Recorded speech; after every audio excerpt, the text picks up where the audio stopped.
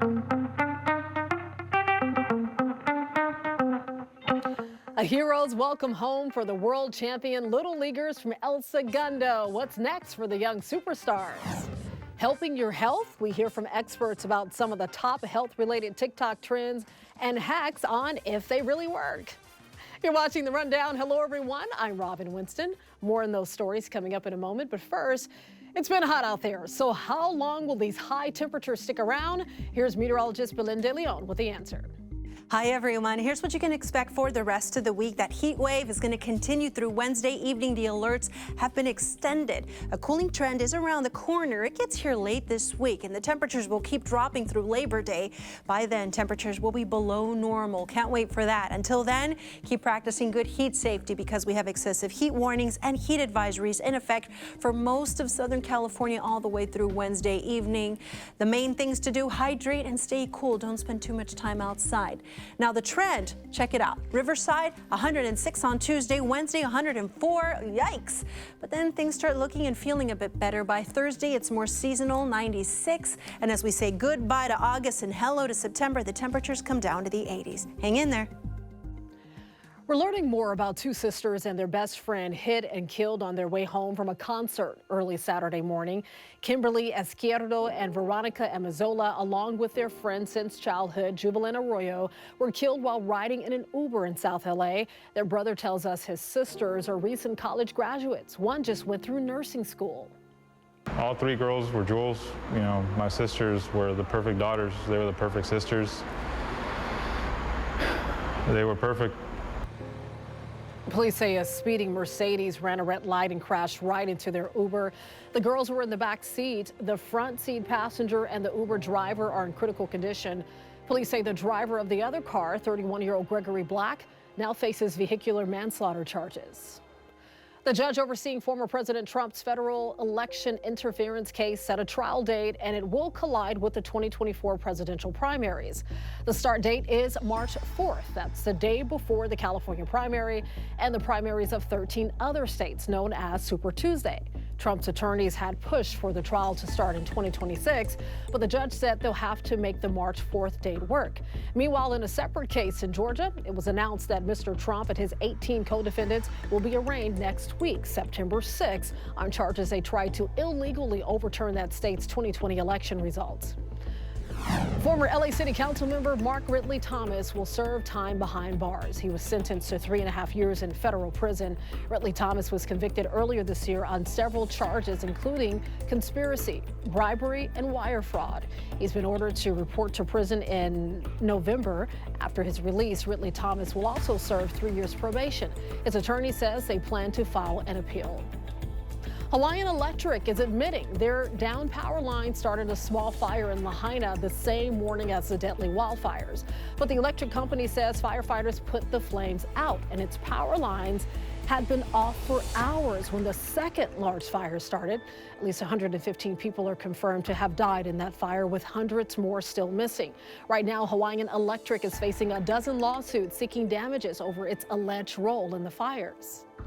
Meantime, despite previous pleas for visitors to limit non-essential travels to Maui, now at least one Hawaiian official is asking travelers to return. Senator Brian Schatz posted this message on social media, saying the local economy is now starting to see furloughs and layoffs because people think the entire island of Maui is closed. He says vacationers should plan to visit southern parts of Maui that are not affected by the wildfires.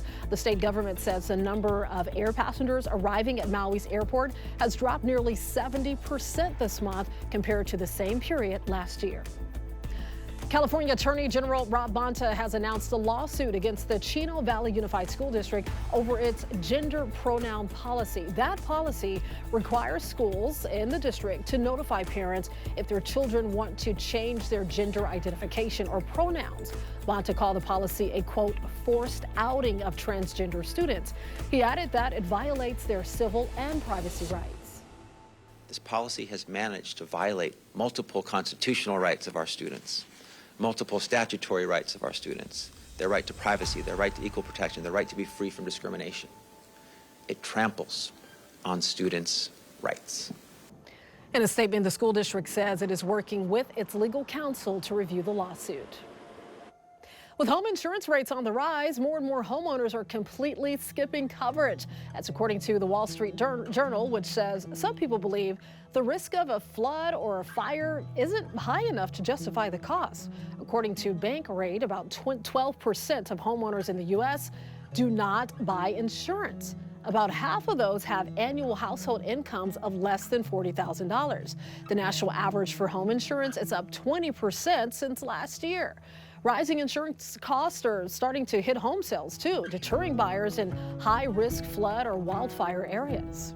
More people in LA are using buses and trains. LA Metro says its ridership has increased 15% compared to last year. The public transit system appears to be recovering from the pandemic. Its average weekend ridership is now at nearly 90% of the pre-pandemic levels and more than 70% for average weekdays. This is also the 8th consecutive month that LA Metro is seeing an increase in ridership. Officials are hoping more people will use LA Metro, utilizing the Go Pass and Life programs, which offer free rides to eligible passengers. Music legend Elton John is on the mend. A rep for the singer told E! News that the star was hospitalized recently after falling at his home in the south of France. We're told that hospital visit was just an extra precaution and that he was sent home to recover.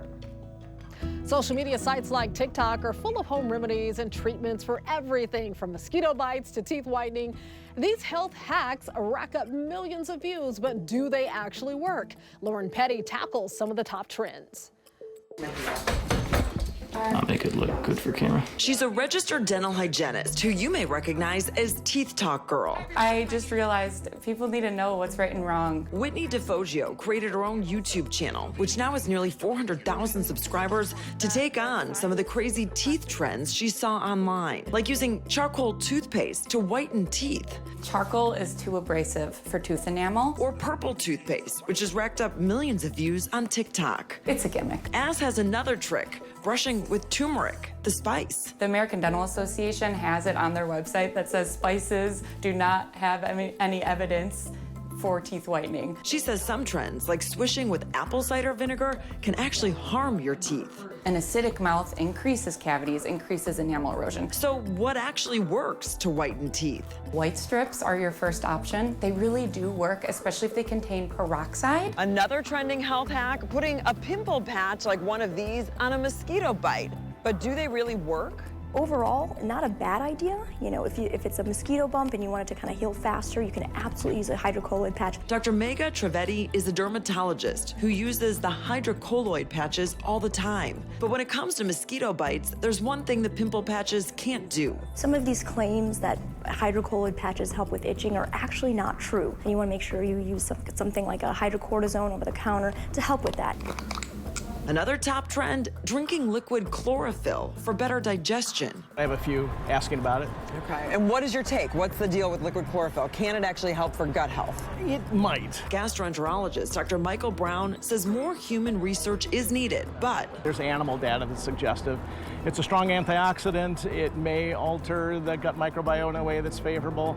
That could perhaps help with bloating. side effects can include nausea and diarrhea. But Dr. Brown says it may work for some people. If a patient gets better with it, there's no harm. This can be taken forever. It's very safe stuff. Safe isn't always the case, though, for all those health hacks that fill your feed. The problem with social media, it's testimonials. You gotta be a little bit careful because sometimes the things that they're pushing aren't exactly safe. This one happens to be safe. Always talk to your doctor before trying any trend you see online.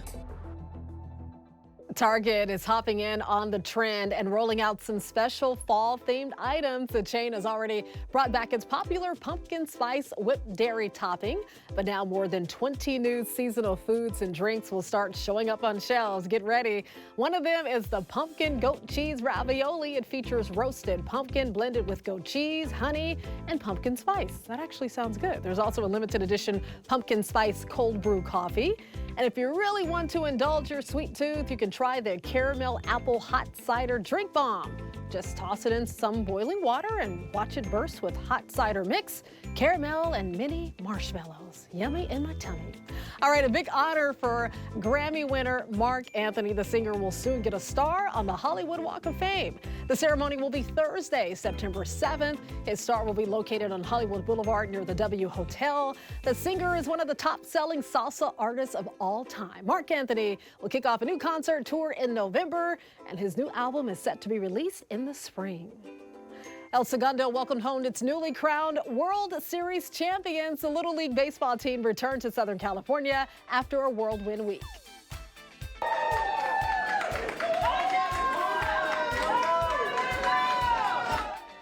That's right, clap it up. The champs are home. A crowd met the team and coaches at LAX when they landed Monday afternoon. As their caravan turned down Main Street, thousands of people lined the sidewalk wearing the team's colors and waving signs. We've known some of these kids since before they were born, like they were in utero, and it's so amazing to see them all grown up. I think they did really good. They worked hard, and I think it's really cool that I know them.